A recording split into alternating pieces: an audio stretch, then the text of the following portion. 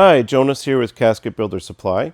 Let's have a closer look at what is perhaps one of the oldest style of casket handles in the trade. It's called a bale handle. So it works or functions a lot like a drawer pull, but it's a bale handle, and this one is attached to the outside of the casket with 4 screws. And there's been some questions about those screws, so we're going to take a closer look at these components that are before they're assembled. Now we offer this in 3 different colors. We've got our metal rub bronze here, metal rub bronze, bale handle.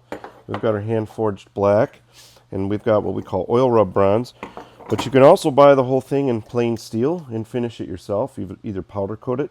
Now we do assemble these before we have them powder coated, so you can finish them assembled, but you can also buy these components disassembled if you wanted to finish them in different colors. You could make these two as one color and your handle a different color if you like. Or you could just rub this with oil to keep it from rusting, and that would be your plain steel casket handle. Now the screws, you're going to want to use a bugle head style. This hole is made for a bugle head style, kind of like the same head that's on a drywall screw. Now I recommend, so you just add a 1/4 inch. So if your casket wall is 3/4 of an inch thick, you can use a 1-inch screw, because we're going to use about a 1/4 inch right there in the depth of that bracket there. So use a 1-inch screw. This is a number 6x1, but a number 8x1 works as well. Now if you're putting these on a softwood casket, use a good coarse thread or a high-low thread.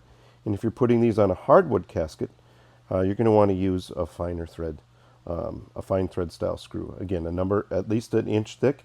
If the wood on your casket is 7/8 of an inch thick, you could actually go with a thicker screw. Like you go up to about 1 inch and a 1/4, and they might peek through just a little bit.